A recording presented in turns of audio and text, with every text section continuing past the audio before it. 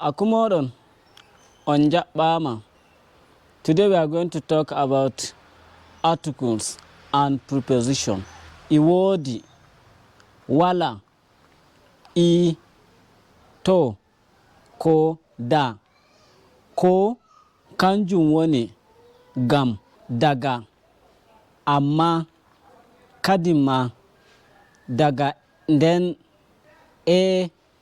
na, do, les ko ley, nder, gada, yeso, badi ko haade, bono, alu, hakkunde, ɓaawo ko kombi kerol, shaka.